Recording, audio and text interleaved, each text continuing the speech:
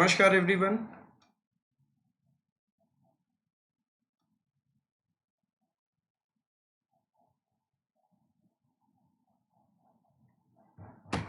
तो आज आप सभी का एग्जाम हो गया है। रीट लेवल सेकंड का और लेवल फर्स्ट का दोनों का एग्जाम आज संपन्न हो चुका है हमारे राजस्थान में। और इस वीडियो में हम बात करने वाले हैं लेवल सेकंड में एसएसटी के प्रश्नों को लेकर हम चर्चा करेंगे कि कौन से प्रश्न आज के एग्जाम में पूछे गए हैं। तो देखिए यहाँ पर हम 91 नंबर से क्वेश्चन को स्टार्ट करेंगे। आप यहाँ देख सकते हैं ये पहला प्रश्न, 60 प्रश्न पूछे गए हैं टोटल। तो यहाँ पर आप देखिए पहला प्रश्न आपके सामने है, निम्नलिखित सिंधु सरस्वती सभ्यता स्थलों में से कौन से स्थल पाकिस्तान में स्थित है। ये सवाल पूछा गया था, पहला सवाल आपके सामने। तो यहाँ पे देखिए अगर पाकिस्तान के स्थलों की अगर हम बात करें तो मोहनजोदड़ो, हड़प्पा, चनहुदड़ो और कोट दीजी, तो ये 4 स्थल आते हैं हमारे सामने 1 2 5 6। तो ये स्थल हमारे हो जाएंगे दोस्तों, ये पाकिस्तान में है। ठीक है, तो यहाँ पे आंसर हो जाएगा सी ऑप्शन। ठीक है, अगर हम आलमगीरपुर की बात करते हैं तो ये यूपी में आता है, आप सब जानते हैं। ठीक है ना, यूपी में हिंडन नदी के किनारे। ठीक है, तो यहाँ पे आंसर हो जाएगा सी ऑप्शन। चलिए नेक्स्ट आगे चलता हूँ मैं नेक्स्ट क्वेश्चन की तरफ। अगला सवाल देखेंगे, क्वेश्चन नंबर 92 आपके सामने है।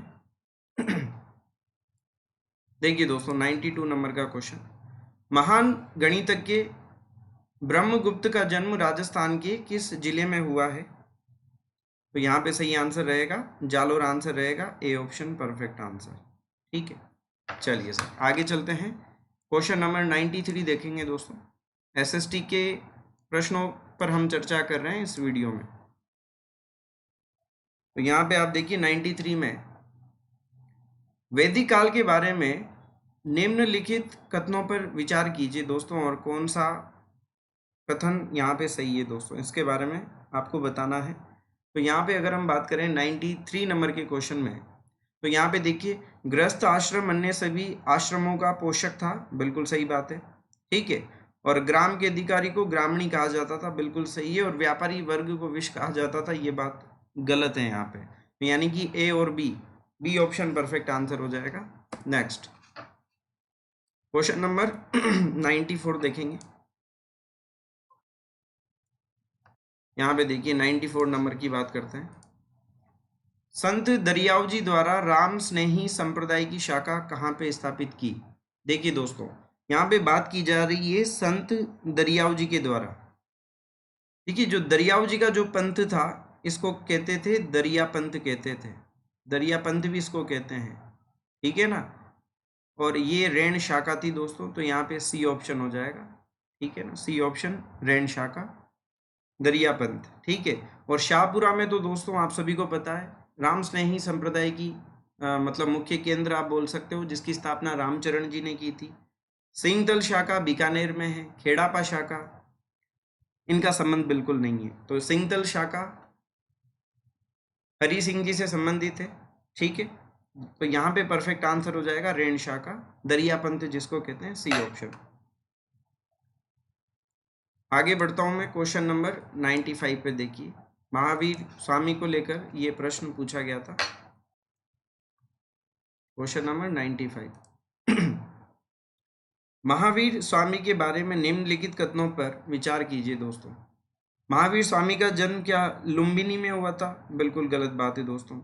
कुंडाग्राम वैशाली में इनका जन्म हुआ था, ये बात बिल्कुल सही है कि इनकी बचपन का नाम वर्धमान था। इनकी माता का नाम महामाया था, ये बिल्कुल गलत बात है, माता का नाम त्रिशला था, आप सब जानते हैं।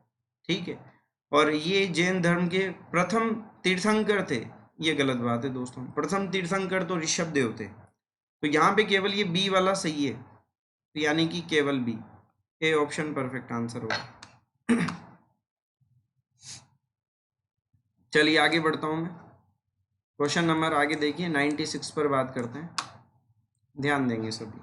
क्वेश्चन नंबर 96, तो यहाँ पे देखिए कौन सा वाद्य यंत्र बांसुरी की तरह होता है। देखिए बांसुरी क्या है, सबसे पहले तो आपको ये पता होना चाहिए। बांसुरी दोस्तों सुशिर वाद्य यंत्र है। सुशिर वाद्य यंत्र आप जानते हैं जिसमें स्वरों की उत्पत्ति फूंक मारने से होती है। ठीक है ना, अब आप ही बताइए दोस्तों, फूंक मारने वाला वाद्य यंत्र कौन सा है इनमें से? रावणता, तारों से स्वरों की उत्पत्ति होती है, बपंग भी नहीं है, तंदूरा भी नहीं है। तो शिशिर वाद्य यंत्र है दोस्तों अलगोजा। और मैं आपको बताना चाहता हूँ अलगोजा को ही राज्य वाद्य यंत्र भी कहते हैं हम, राज्य वाद्य है ये अलगोजा। क्लियर है बात? चलिए सर नेक्स्ट, उसके बाद आगे चलते हैं, 97 नंबर पे बात करते हैं। यहाँ पे देखिए, ये देखिए 97 नंबर, कौन सा युग्म सही सुमेलित है महाजनपद और नगर? तो डायरेक्ट हम आंसर पे ही बात करते हैं 97 पे। यहाँ पे कंबोज राजपुर परफेक्ट आंसर हो जाएगा। ठीक है, उसके बाद आगे चलते हैं, क्वेश्चन नंबर 98 पे आ जाइए। क्वेश्चन नंबर 98 देखिए, 98 नंबर का क्वेश्चन क्या कहता है? भंड देवरा मंदिर राजस्थान के किस जिले में स्थित है? राजस्थान जीके से प्रश्न पूछा गया है, तो मैं आपको बता देता हूँ, ये रामगढ़ बारा में है। और इसी को क्या कहते हैं? हाड़ौती का खजुराहो भी कहते हैं, राजस्थान का मिनी खजुराहो भी इसको कहा जाता है। ठीक है ना, तो बारान डिस्ट्रिक्ट हो जाएगा सी ऑप्शन। चलिए सर नेक्स्ट, क्वेश्चन नंबर 99 पे बात करते हैं। ये लीजिए 99 नंबर का क्वेश्चन क्या कहता है? हाँ जी, चंद्रगुप्त मौर्य के बारे में निम्नलिखित कथनों पर विचार करिए। चंद्रगुप्त मौर्य के बारे में, तो यहाँ पे देखिए, सेल्यूकस की पुत्री के साथ विवाह किया था, बिल्कुल सही बात है, पहला अंतरराष्ट्रीय विवाह इसी को तो कहते हैं। ठीक है, अपने जीवन के अंतिम काल में बौद्ध धर्म स्वीकार किया था, ये बात बिल्कुल गलत है सर, जैन धर्म स्वीकार किया था, ना कि बौद्ध धर्म। ठीक है ना, भद्रबाहु से दीक्षा ली थी। ठीक है, इसने अशोक को अपना उत्तराधिकारी बनाया, गलत बात। तो यहाँ पे फर्स्ट और सेकंड बिल्कुल सही है। ठीक है, सॉरी, फर्स्ट और सेकंड नहीं, केवल फर्स्ट ही सही है, तो यहाँ पे ए ऑप्शन परफेक्ट आंसर हो जाएगा। ठीक है, 99 नंबर। चलिए आगे बढ़ता हूं मैं, नेक्स्ट 100 नंबर पे देखिए, अशोक के अभिलेखों के बारे में निम्नलिखित कथनों पर विचार कीजिए। दोस्तों, अधिकांश अभिलेख प्राकृत भाषा में है, बिल्कुल सही बात है, ब्राह्मी लिपि में है, बिल्कुल सही बात है, यानी कि 100 में क्या आंसर हो जाएगा? ए और दो दोनों सही है, सी ऑप्शन। आगे चलें नेक्स्ट, क्वेश्चन नंबर 101 देखिए दोस्तों, चौरी चौरा कांड घटना कब घटित हुई? दोस्तों आसान सा सवाल है, 101 नंबर का क्वेश्चन है और आंसर हो जाएगा इसका फरवरी 1922। ठीक है ना, बी ऑप्शन। चलिए सर आगे बढ़ते हैं नेक्स्ट, 101 हो गया, 102 नंबर का क्वेश्चन देखिए, पंडित हरि नारायण शर्मा को अलवर के किस शासक ने अपना सलाहकार नियुक्त किया? दोस्तों इस क्वेश्चन के आंसर में थोड़ा सा मुझे अभी भी डाउट है, तो इसका आंसर हम बाद में आपके साथ शेयर करेंगे। अगर आपको इसका आंसर पता है तो चैट बॉक्स में आप जरूर लिख के बताएं। चलिए आगे बढ़ता हूं मैं, नेक्स्ट क्वेश्चन की तरफ आगे चलते हैं। अगला देखिए, भारत के वंचित वर्ग का पहला कवि किसे कहा जाता है? चोखा मेला। तो यहाँ पे डी ऑप्शन परफेक्ट आंसर होगा, चोखा मेला। क्वेश्चन नंबर देखिए अगला, 105 नंबर का क्वेश्चन, ये लीजिए 105 नंबर का क्वेश्चन देखेंगे आप, औरंगजेब द्वारा जजिया कर लगाए जाने पर किस शासक ने पत्र लिखकर विरोध किया था? दोस्तों देखिए, एकमात्र ये हिंदू शासक था जिसने जजिया कर का विरोध किया था, और ये थे हमारे मेवाड़ के महाराणा राज सिंह जी। ये राज सिंह जी वही हैं दोस्तों जिन्होंने चारुमती से विवाह किया था, किशनगढ़ की राजकुमारी थी चारुमती। और राज सिंह जी का शासनकाल कब से लेके कब तक मिलता है? 1652 से लेके 1680 तक का शासनकाल मिलता है। विजय काटकतु की उपाधि धारण की थी इन्होंने। ठीक है, ये वही राज सिंह जी हैं। चलिए साहब आगे बढ़ता हूं मैं, नेक्स्ट क्वेश्चन 106 नंबर का क्वेश्चन देखेंगे, डोंगजी व जवाहर जी ने किन राज्यों की सेना के विरुद्ध संघर्ष किया? तो सही आंसर हो जाएगा सर बीकानेर और जोधपुर, परफेक्ट आंसर। और मैं आपको बताना चाहूंगा, डोंगजी और जवाहर जी कहाँ से थे? ये बठोट पाटोदा से संबंध रखते हैं, ये सिक्कर जिले शेखावटी क्षेत्र में, बठोट पाटोदा। ठीक है ना, सिक्कर जिले से संबंध रखते हैं, शेखावटी क्षेत्र से। और इन्होंने नसीराबाद छावनी को भी लूटा था, इन्होंने सैनिक छावनी को भी लूटा था। चलो सर आगे बढ़ो, नेक्स्ट 107 नंबर के क्वेश्चन पर अब हम बात करते हैं। ये लीजिए निम्न में से किस क्रांतिकारी ने गिरफ्तारी से बचने के लिए अमरदास बैरागी का नाम धारण किया था? 107 नंबर का क्वेश्चन और आंसर हो जाएगा जोरावर सिंह बारट। जोरावर सिंह बारट कौन थे दोस्तों? केसरी सिंह बारट के भाई थे, प्रताप सिंह बारट के चाचा जी थे ये, डी ऑप्शन। ठीक है, उसके बाद क्वेश्चन नंबर 8 देखिए दोस्तों। क्वेश्चन नंबर 8, किस क्रांतिकारी को तिहाड़ जेल में रखा गया दोस्तों? देखिए इसका आंसर दोस्तों, अर्जुन लाल सेठी साहब को तो वेलूर जेल में बंद किया गया था, ठीक है ना, वेलूर जेल में, ठीक है ना। केसरी सिंह बारट को अगर हम बात करें तो हजारीबाग जेल, ये बिहार में आता है, यहाँ पे इनको बंद किया गया था। प्रताप सिंह बारट, मेरी माँ रोती है तो रोने दीजिए, मैं अपनी माता को खुश करने के लिए सैकड़ों माताओं का दिल नहीं दुखा सकता। प्रताप सिंह बारट, इनको रखा गया था बरेली के, ठीक है ना, बरेली के जेल में इनको बंद रखा गया था, ठीक है ना। चलो, और यहाँ पे जो आंसर रहेगा, मुझे लगता है दोस्तों इसका आंसर गोपाल सिंह खरबा रहेगा। इनको पहले टोडगढ़ में भी बंद किया गया था और तिहाड़ जेल के बारे में बहुत ही कम पुस्तकों में जिक्र मिलता है, तो मैं इसके आंसर में श्योर नहीं हूँ, लेकिन इसका आंसर बी ऑप्शन होना चाहिए जहाँ तक मुझे पता है। बाकी हम सब इसको वापस से कंफर्म करेंगे, बाकी इसमें आंसर बी होना चाहिए, ठीक है। तो एक बार आप इसे जरूर चेक करें। नेक्स्ट क्वेश्चन, क्वेश्चन नंबर 109 देखिए। बहुत शानदार क्वेश्चन पूछा गया था हल्दी घाटी के युद्ध को लेकर। देखिए दोस्तों क्या प्रश्न है। महाराणा प्रताप के चंदावल दस्ते में शामिल थे, कौन कौन शामिल थे?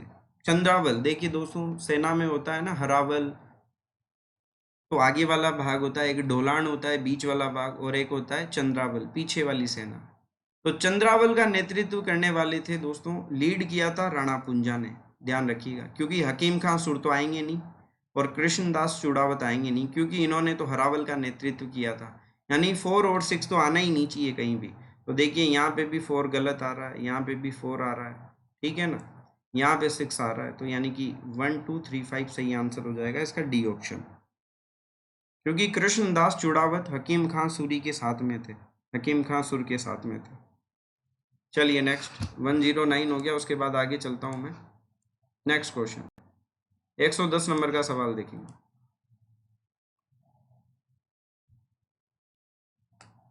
निम्नलिखित में से किस छतरी को शेखावटी की सबसे बड़ी छतरी माना जाता है दोस्तों? तो यहाँ पे आंसर हो जाएगा राम गोपाल पोद्दार की छतरी, परफेक्ट आंसर।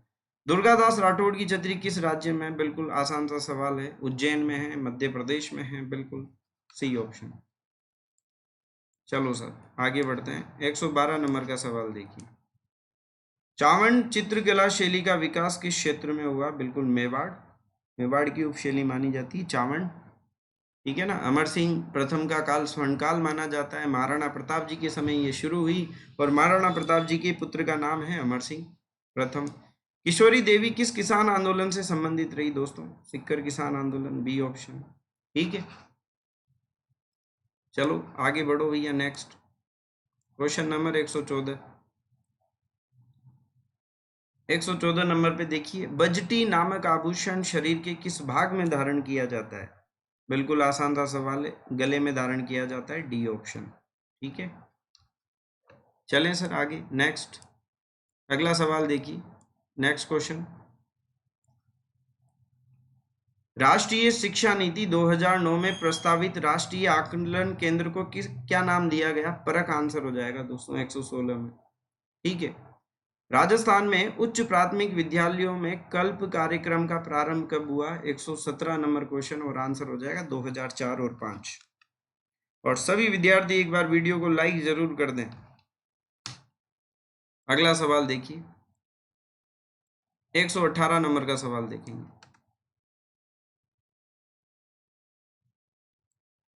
पंडित जवाहरलाल नेहरू द्वारा प्रस्तावित उद्देश्य प्रस्ताव को संविधान सभा द्वारा कब स्वीकार किया गया? 118 नंबर का सवाल और आंसर क्या हो जाएगा? 22 जनवरी 1947, यानी कि सी ऑप्शन हो जाएगा। चलिए जी नेक्स्ट क्वेश्चन की तरफ आगे चलते हैं। 120 नंबर देखिए, 120। भारत में लैंगिक अपराधों से बालकों का संरक्षण का अधिनियम कब बनाया गया? 120 नंबर का सवाल, आंसर हो जाएगा 2012 में बनाया गया। ठीक है ना। चलिए 121 नंबर पे, राष्ट्रीय मतदाता दिवस बिल्कुल सर 25 जनवरी को मनाया जाता है, आसान सा सवाल। 122 नंबर पे, भारतीय संविधान की जिस सूची में कृषि एवं सिंचाई को शामिल किया गया है, राज्य सूची। ठीक है, नेक्स्ट क्वेश्चन नंबर 1, 2, 3 देखिए 123। संविधान के किस अनुच्छेद के अंतर्गत सर्वोच्च न्यायालय को अभिलेख न्यायालय का स्थान दिया गया? 123 नंबर पे आंसर आ जाएगा 129। ठीक है ना। भारतीय संविधान के किस अनुच्छेद के अंतर्गत राष्ट्रपति में संघ की कार्यपालिका शक्ति निहित होती है? Article number 52। आर्टिकल नंबर 52 में क्या बात कही गई है? भारत का एक राष्ट्रपति होगा। ठीक है, और यहाँ पे आर्टिकल नंबर 53, राष्ट्रपति में संघ की कार्यपालिका शक्ति निहित होती है। चलें आगे बढ़ते हैं। नेक्स्ट 125 नंबर का सवाल देखिए। राजस्थान पंचायत राज अधिनियम 1994 के अध्याय 2 क में जिसके गठन का प्रावधान है वह मिलता है ग्राम सभा, डी ऑप्शन। नेक्स्ट 126 नंबर पे देखिए, राज्य विधान परिषद में राज्यपाल द्वारा कितने सदस्यों का मनोनयन किया जाता है? 1/6। स्वतंत्र भारत की पहली लोकसभा के प्रथम उपाध्यक्ष कौन थे? बिल्कुल अनंत शयनम अयंगर, सी ऑप्शन सटीक आंसर हो जाएगा दोस्तों। चलें आगे बढ़ते हैं। नेक्स्ट 128 देखिए। 128 का आप आंसर बताएंगे कमेंट करके कि क्या आंसर होगा 128 नंबर क्वेश्चन का। 128, मतदाता रजिस्टर का प्रभारी कौन होता है? मेरे अनुसार इसमें बी ऑप्शन होना चाहिए, लेकिन थोड़ा सा कंफ्यूजन है, आप बताएं, जिस विद्यार्थी को भी आता है कमेंट करके बताएं। 129 पर देखिए, किस शासन प्रणाली में कार्यपालिका विधायिका के प्रति उत्तरदायी होती है? संसदीय सरकार। ठीक है ना। 129 में, उसके बाद आगे बढ़ते हैं। 130 नंबर का देखिएगा।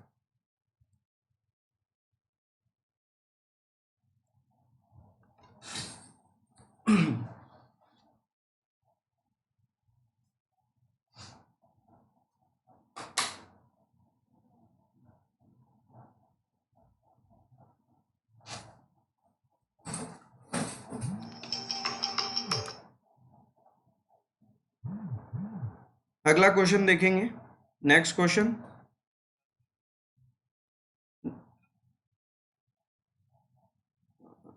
हेलो जी जी सर मैं आपको करता हूँ 10 मिनट में करूँ आप इसको। हाँ जी, नेक्स्ट क्वेश्चन की तरफ आगे बढ़ते हैं। हाँ जी, यहाँ पे लर्न एक्सप्लोर कह रहे हैं, लर्न एक्सप्लोर कह रहे हैं कि 129 में, बिल्कुल बिल्कुल ठीक है, 129 में बी बता रहे हैं। ठीक है, एक बार आप इसको चेक करेंगे, बिल्कुल ठीक है ना। अध्यक्षीय सरकार तो कैसे आंसर होगा? लर्न एक्सप्लोर है ना, यही होगा संसदीय सरकार। ठीक है ना। हाँ, चलिए जी आगे बढ़ते हैं, नेक्स्ट क्वेश्चन की तरफ आ जाइए। 132 नंबर का क्वेश्चन देखेंगे। 132, उत्तरी गोलार्ध में व्यापारिक पवनों के प्रवाह की दिशा होती है? 132, हाँ सुपरमैन सही कह रहे हैं। अध्यक्षीय सरकार तो है ही नहीं, संसदीय सरकार, ए ऑप्शन सही होगा। हाँ, चलो एक बार फिर भी आप चेक कर लेना। हाँ ठीक है जी, आगे चलते हैं। नेक्स्ट 132 नंबर का देखेंगे दोस्तों सवाल। यहाँ पे क्या हो जाएगा? उत्तर पूर्व से दक्षिण पश्चिम हो जाएगा दोस्तों। ठीक है, सूर्य एवं पृथ्वी के मध्य अधिकतम दूरी कहलाती है? 133 नंबर का सवाल देखिए, अपसोर हो जाएगा। ठीक है ना, सी ऑप्शन। आगे चलता हूं, 134 नंबर का सवाल देखेंगे। खाद्य श्रृंखला में चूहा जिस श्रेणी में आता है वह है, खाद्य श्रृंखला में चूहा जिस श्रेणी में आता है, 134 नंबर पे देखेंगे और आंसर हो जाएगा प्राथमिक उपभोक्ता, हो जाएगा ए ऑप्शन। ठीक है, चलिए आगे बढ़ता हूं मैं। नेक्स्ट 135 नंबर पे देखिए दोस्तों, 135 नंबर का क्वेश्चन, कौन सा कथन सही है दोस्तों? 135 में देखिए, उत्तरी गोलार्ध में चक्रवात में पवन की दिशा घड़ी की सुई की दिशा में होती है, दक्षिणी गोलार्ध में चक्रवात में पवन की दिशा विपरीत होती है। और 135 में सही आंसर की तरफ अगर हम चलें तो सी ऑप्शन परफेक्ट रहेगा। ठीक है, तो यहाँ पे पृथ्वी की सतह पर चक्रवातों में पवनों की दिशा घड़ी की सुई की दिशा एवं घड़ी की सुई की दिशा के विपरीत दोनों ही दिशाओं में होती है। चलिए जी सर, नेक्स्ट। हाँ, 135 में सी बता रहे हैं, सुपरमैन, बिल्कुल बिल्कुल सही जवाब दे रहे हैं सुपरमैन भैया। चलिए जी आगे बढ़ते हैं। नेक्स्ट 136 नंबर पे आ जाइए दोस्तों, ये देखिए 136 नंबर का सवाल, निम्न में से किस दशक में भारत में नकारात्मक जनसंख्या वृद्धि दर्ज की गई? दोस्तों 136 नंबर का सवाल, और बहुत ही बढ़िया सवाल पूछा गया है। 1911 से लेके 1921 तक ये दर्ज की गई है। ठीक है, लौह इस्पात कारखाना भारत में सर्वाधिक पुराना है, तो टिस्को आंसर हो जाएगा ए ऑप्शन। और सभी विद्यार्थी वीडियो को लाइक जरूर कर दें, सभी विद्यार्थी जो भी हमारे साथ लाइव जुड़े हुए हैं। उसके बाद 138 नंबर पे देखेंगे दोस्तों, 138, दी गई भू आकृतियों का उत्तर से दक्षिण दिशा में अवस्थिति का सही क्रम कौन सा है? 138 नंबर का सवाल, और आंसर हो जाएगा भाबर, तराई, खादर, डेल्टा, डी ऑप्शन हो जाएगा। ठीक है ना, डी ऑप्शन। चलो साहब 139 नंबर पे आ जाइए, भारत में जिप्सम का सर्वाधिक उत्पादक राज्य कौन सा है? बिल्कुल साहब राजस्थान ही हो जाएगा, लगभग 90% हमारे राजस्थान में ही होता है। हाँ जी, चलिए साहब आगे बढ़ते हैं 140 नंबर के क्वेश्चन की तरफ। यहाँ पे देखिए, जंस्कर नदी का उपयोग सिंचाई एवं विद्युत उत्पादन हेतु किस प्रदेश में किया जाता है? तो आंसर हो जाएगा लद्दाख, सी ऑप्शन। चलिए सर आगे बढ़ते हैं। नेक्स्ट 141 में देखिए, राजस्थान जीके के प्रश्न आ गए हैं। 100 टापुओं का शहर, क्या बात है, बहुत अद्भुत सवाल, शानदार सवाल, और आंसर हो जाएगा बांसवाड़ा, डी ऑप्शन। ठीक है, राजस्थान की निम्न में से कौन सी जनजाति को भारत सरकार द्वारा आदिम जनजाति समूह में शामिल किया गया है?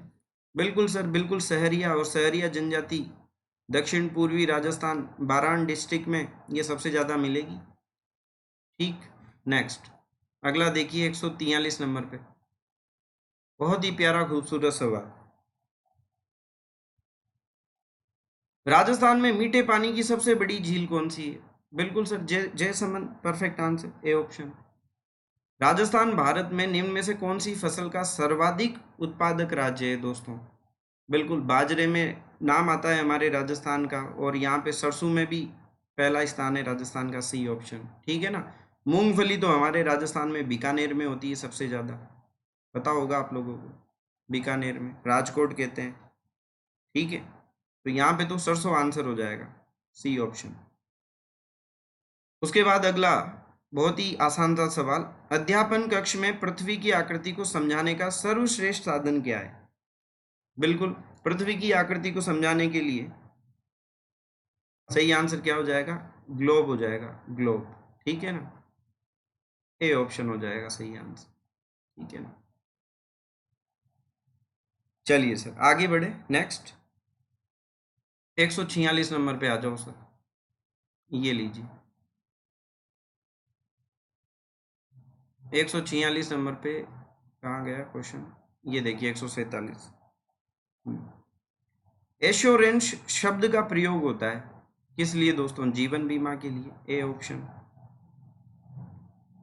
ठीक है ना, नेक्स्ट अगला देखेंगे दोस्तों, अगला क्वेश्चन 148 नंबर पे देखिए, निम्नलिखित में से जिला स्तर पर उपभोक्ता विवादों का निपटारा कौन करता है? तो यहाँ पे जिला फोरम आंसर आ जाएगा, सी ऑप्शन। हमारे देश का केंद्रीय बैंक, बिल्कुल आसान सा, बच्चा बच्चा जानता है, आरबीआई, रिजर्व बैंक, भारतीय रिजर्व बैंक। ठीक है ना, और एक अंतिम सवाल दोस्तों, और राजस्थान राज्य सहकारी बैंक का मुख्यालय कहाँ पे स्थित है? बिल्कुल आसान सा प्यारा सा सवाल। अंतिम सवाल हमारे एसएसटी के, हमने 60 क्वेश्चन डिस्कस कर लिए हैं आपके साथ, तो इसका आंसर हो जाएगा जयपुर, बी ऑप्शन। तो सभी विद्यार्थियों से यही निवेदन है, वीडियो को ज़्यादा से ज़्यादा शेयर करें सबके साथ, ठीक है, और वीडियो को लाइक ज़रूर कर दें, ठीक है। चैनल को सब्सक्राइब जरूर कर दें अगर आपने सब्सक्राइब नहीं किया है अभी तक, ठीक है। थैंक यू, धन्यवाद।